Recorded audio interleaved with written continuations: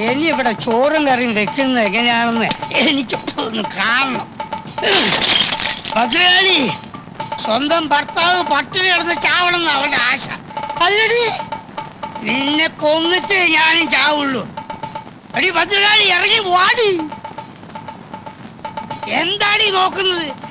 കരുണം പോലീസും നീയും തമ്മിലുള്ള ഇടപാട് നാട്ടിൽ മുഴുവൻ പാട്ടായി നാറി കിടക്കുമ്പോഴാണ് ഞാൻ വന്നത്. പോലീസ് മുങ്ങിയപ്പോ ഒരുത്തരും കിട്ടിയില്ല നിന്നെ കെട്ടാൻ. ഞാൻ കെട്ടി.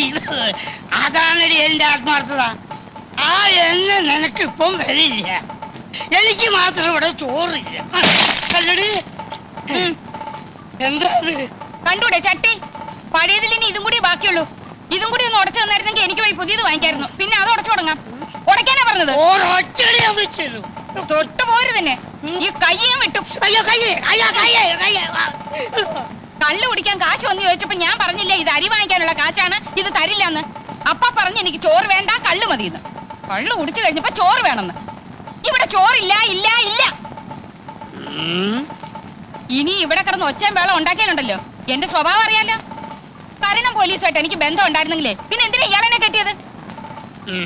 നിന്റെ തന്ത എനിക്ക് കാശ് തന്നിട്ട്.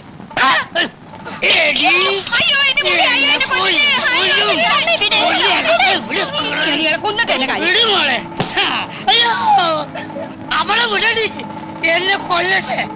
ഞാൻ ചത്തല്ല, അവക്ക് കരുണം പോലീസില്ലേ. പിള്ളേരുടെ മുമ്പിൽ വെച്ച് തോന്നിയാസം പറയരുതെന്ന് ഞാൻ പറഞ്ഞിട്ടില്ലേ? കരുണം പോലീസുമായിട്ട് എനിക്ക് ബന്ധം ഉണ്ടായിരുന്നെന്ന് തന്നെ കൂട്ടിക്കോളൂ.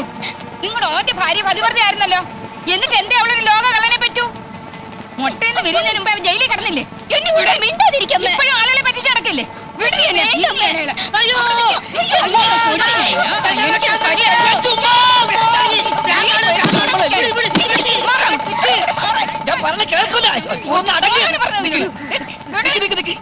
എത്ര കലം പൊട്ടിച്ചു പറ. എനിക്ക് ചോറ് തന്നില്ല. ചോറ് വേണ്ട, ആ അരിയുടെ കാശിന് കള്ളു മതി എന്ന് ചേട്ടൻ പറഞ്ഞാണ്. അതന്നെയല്ലേ സംഭവം. ഇന്നെങ്കിലും വല്ല പുതുമ ഉണ്ടാവുമെന്ന് ഞാൻ വിചാരിച്ചു. ഉണ്ടായില്ല. കലത്തിന്റെ കാശ് വേണം, അത്രയേ ഉള്ളൂ. ഞാൻ തന്നേക്കാം. അയ്യോ, പ്രശ്നം തീർന്നല്ലോ. ഈ രൂപ രാജഗോപാൽ എന്റെ പേർക്ക് മണി ഓർഡർ അയച്ചതാ നിങ്ങൾക്ക് തരാൻ. ആണോ? എങ്കിൽ എനിക്കിതായ്മുട്ടി. ഇവളിപ്പോ അവനെ തെറി പറഞ്ഞിട്ടുള്ളൂ. എങ്ങനെ പറയാതിരിക്കും? അവന്റെ ഈ പെമ്പിള്ളാരുടെ തള്ള രണ്ടാണെങ്കിലും തന്ത നിങ്ങൾ തന്നെയല്ലേ. പെങ്ങന്മാർക്ക് ചെലവിന് കൊടുക്കേണ്ടത് ആങ്ങളയുടെ കടമയാ, ഇല്ലേ അയ്മുട്ടി? അതെ അതെ അതെ. കൊല്ലിഞ്ഞ എന്താടി നോക്കിയിരിക്കുന്നു? കേൾപ്പൊടി കാഴ്ച കാണാൻ വന്ന് നിൽക്കുന്നു.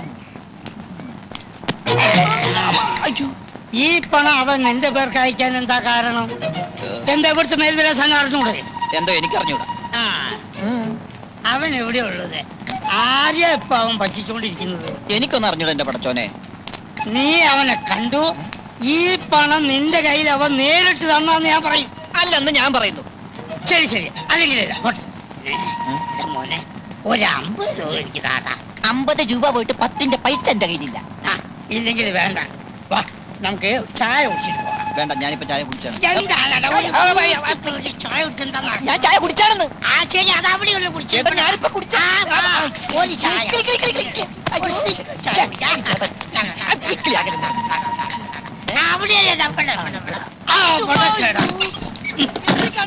അതെ, വാതിലടിച്ച് കുറ്റിയിട്ടതാ. നിനക്കറിയാം അവൻ എവിടെയാ ഉള്ളത്. അവൻ കാശുണ്ടാക്കുന്നുണ്ടെന്നുള്ളതും എനിക്ക് മനസ്സിലായി. അവനെ കാണിച്ചു തരാതെ നിന്നെ ഇവിടുന്ന് പുറത്തു വിടുന്ന പ്രശ്നമല്ല. ആയിമുട്ടി പറ്റി അവനെ കേടാ. എനിക്ക് ആ അഡ്വാൻസ് കിട്ടിയ വളരെ നന്നായിരുന്നു. പറഞ്ഞിരുന്ന സമയം കഴിഞ്ഞിരിക്കുക. അതെ ഡോക്ടറെ, ഞാനേ വളരെ പ്രധാനപ്പെട്ട കാര്യം പറയാനാ വന്നത്. അഡ്വാൻസ് എന്തിനാ? ഞാൻ ഈ ആശുപത്രി എന്നെ എഴുതി അങ്ങോട്ട് തരുമല്ലോ. ആശുപത്രി കിട്ടിയിട്ട് എനിക്ക് എന്താ കാര്യം? അതെ, അതെന്താണെന്ന് വെച്ചാൽ ഞാൻ പറഞ്ഞുതരാന്നേ. ഡോക്ടർക്ക് ഇപ്പൊ ഈ നാട്ടിൽ എന്താ പേരെന്ന് അറിയുവോ? എന്റെ മോൾ ഒരു ദിവസം ലണ്ടനിൽ നിന്ന് ഫോൺ ചെയ്ത് ചോദിക്കുക, അച്ഛാ നമ്മുടെ ആശുപത്രി മിടുക്കനും സുന്ദരമായ ഡോക്ടർ എത്തിയെന്ന് കേട്ടത് ശരിയാണോ എന്ന്. ഞാൻ പറഞ്ഞു ശരിയാണെന്ന്. അവക്ക് ഭയങ്കര സന്തോഷമായിപ്പോയി. അതായത് ഡോക്ടറിന്റെ പേര് ലണ്ടൻ വരെ എത്തിയിരിക്കുന്നു. ആരോ ഇവിടുന്ന് ഊമക്കത്തെഴുതി അറിയിച്ചതാവും. ഇനിയും കുറച്ചു കാലം കൂടി ഞാനിവിടെ നിൽക്കേണ്ടി വന്നാൽ ലണ്ടൻ മാത്രമല്ല ലോകം മുഴുവൻ ഞാൻ അറിയപ്പെടും. അതാണ് എന്റെ അവസ്ഥ. അറിയപ്പെടണം. അതിൽ ഏറ്റവും കൂടുതൽ സന്തോഷിക്കുന്നത് ഞാനായിരിക്കും. എന്റെ മോള് ലണ്ടനിൽ എന്ത് ചെയ്യുന്നു എന്ന് ഡോക്ടർ ചോദിച്ചില്ല. മകളവിടെ എന്തൊക്കെ ചെയ്തു കൂട്ടുന്നു എന്ന് ഇവിടെ ഇരുന്നുകൊണ്ട് നിങ്ങൾക്ക് പറയാൻ പറ്റില്ലല്ലോ, അതുകൊണ്ട് ചോദിച്ചില്ലെന്നേ ഉള്ളൂ. അവളവിടെ FRCS പഠിക്കുകയാണ്. വളരെ സന്തോഷം. ഞാനൊരു ശുദ്ധ മനസ്കനാണേ. ഞാൻ അതിലും ശുദ്ധ മനസ്കനാ. അല്ല, അതെനിക്കറിയാം. അതുകൊണ്ട് തന്നെ നമ്മൾ തമ്മിൽ വളച്ചുകെട്ടി സംസാരത്തിന്റെ ആവശ്യമില്ല. ഡോക്ടറിന്റെ മരുമോനായി കാണാൻ ഞാൻ ആഗ്രഹിക്കുന്നു. എനിക്കാകെ ഒരു മകളേ ഉള്ളൂ. അവളെ സുരക്ഷിതമായ കയ്യിലേൽപ്പിച്ചാൽ. എന്റെ കൈ വളരെ സുരക്ഷിതമായ കൈയാണ്. പക്ഷേ ഒരു പക്ഷമില്ല ഡോക്ടർ, ഞാൻ തീരുമാനിച്ചു കഴിഞ്ഞു. എനിക്ക് അഡ്വാൻസ് പെട്ടെന്ന് കിട്ടിയിരുന്നെങ്കിൽ. ഇല്ല, ഇനി നമ്മൾ തമ്മിൽ അഡ്വാൻസും ഇല്ല, ശമ്പളവും ഇല്ല. എന്റെ മോളെയും അതോടൊപ്പം ഈ ആശുപത്രിയും കൂടി അങ്ങോട്ട് ഏൽപ്പിക്കുക. അതല്ല, ഒന്നും പറയണ്ട, ഒന്നും പറയണ്ട, ഒന്നും പറയാൻ ഞാൻ സമ്മതിക്കത്തില്ല. ഒന്നും പറയണ്ട. ഭഗവാനെ, ഒടുവിൽ അഡ്വാൻസും ഇല്ലാണ്ടായോ? ഡോക്ടർ, എന്താണോ? ഡോക്ടർ അച്ഛനും അമ്മയും വന്നിരിക്കുന്നു. ഡോക്ടറിന്റെ അച്ഛനും. നോക്കെത്താ ദൂരം വരെ ഒരു പാടം, പിന്നെ തെങ്ങുന്തോപ്പ്, റബ്ബർ, ചുക്ക്, കുരുമുളക്, ഏലം ഇതെല്ലാം വിറ്റിട്ടാണ് ഇവനെ പഠിപ്പിച്ചത്. കോഴിക്കോട് പഠിച്ചു കഴിഞ്ഞപ്പോ അവൻ പറഞ്ഞ് എറണാകുളത്ത് പഠിക്കണം, പിന്നെ പറഞ്ഞ് തൃശ്ശൂര് പഠിക്കണം, പിന്നെ കണ്ണൂര്, കോട്ടയം, കാഞ്ഞിരപ്പള്ളി, അങ്ങനെ കാസർഗോഡ് തൊട്ട് കന്യാകുമാരി വരെയുള്ള സ്ഥലത്ത് ഞങ്ങൾ അവനെ പഠിപ്പിച്ചു. ഇതും കഴിഞ്ഞപ്പോ പറയാണ് എന്തോ ഒരു പാല്, എന്ത് പാല്? മണിപ്പാല്. ഞാൻ പറഞ്ഞോളാം, എനിക്കറിയാം, ഇടയ്ക്ക് കയറി പറയരുത്. എന്താണ്?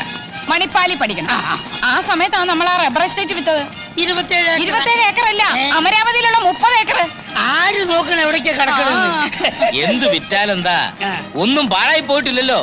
റബ്ബറും തെങ്ങും ഒക്കെ ഇനി ഇഷ്ടം പോലെ വാങ്ങിക്കാമല്ലോ. എല്ലാരും ഉണ്ടല്ലോ. മോനെ, മമ്മി എന്തൊക്കെയുണ്ട് വിശേഷം? ഡാഡി എവിടെ? ഡാഡി അങ്ങ് ഒത്തിരി ക്ഷീണിച്ചു പോയല്ലോ. ആളെ കണ്ടിട്ട് മനസ്സിലായില്ല. സുമേ, ലതേ, അയ്മുട്ടി. ഞങ്ങളെയൊന്നും ഓർക്കുന്നില്ല. ഒരു എഴുത്തുമില്ല, ഒരു ഫോൺ പോലും ചെയ്യാറുമില്ല. ഡോക്ടർക്ക് എവിടാ ഇതിനൊക്കെ സമയം? മമ്മി, ഡാഡി, ഇത് ആശുപത്രി ഓണർ കുമാരൻ തമ്പി. മാധവൻ തമ്പി. ഓ, മാധവൻ തമ്പി. ഞങ്ങൾ വേണ്ടതുപോലെ പരിചയപ്പെട്ടു. ഡോക്ടർ ഡ്യൂട്ടിയിലല്ലേ, ഇവരുടെ കാര്യം ഞാൻ നോക്കിക്കോളാം. അത് വേണ്ട, അവർക്ക് പോകാൻ തിരക്ക് കാണും. തിരക്കില്ല, ഞങ്ങൾക്ക് ഒരു തിരക്കുമില്ല. അപ്പോഴോ? അയ്മുട്ടി, ഇറങ്ങാൻ നേരത്തെ കാറ് കേടായി, പിന്നെ ഞങ്ങൾ ലോറിയിൽ അല്ല ബസ്സിലാവുന്നത്. ഡോക്ടറെ, എല്ലാം ഒരു നിമിത്തമായിട്ടാ എനിക്ക് തോന്നുന്നത്. അല്ലെങ്കിൽ തന്നെ ഡാഡിയും മമ്മി ഇന്ന് ഇവിടെ എത്തിച്ചേരുവോ? വന്നാട്ടെ, ഞാൻ അവരെ വീട്ടിലേക്ക് കൊണ്ടുപോകാം. അത് വേണ്ട. ഒന്നും പറയണ്ട, ഒന്നും പറയണ്ട. വന്നാട്ടെ. ഓ, നമുക്ക് വൈകിട്ട് കാണാം. അങ്ങോട്ട് കേറ്, കേറ്, വേഗം കേറ്. ഞാൻ പറഞ്ഞു. ചേച്ചി, മക്കളെ കയറി. മോനെ, നീ വേഗം വരണേ. ഓ, ഓക്കേ, സാർ. എന്നെ പിടിച്ചൊരു മുറിക്കകത്തിട്ട് പൂട്ടി. കഞ്ഞിവെള്ളം പോലും തന്നില്ല.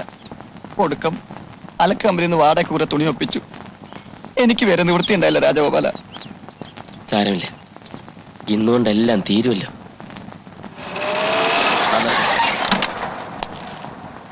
പൊയ്ക്കോ. അച്ഛനെ വെല്ലിട്ട് വന്നു. നിങ്ങൾക്കെങ്കിലും കുറച്ച് ബുദ്ധി ഉണ്ടായിരുന്നില്ലേ?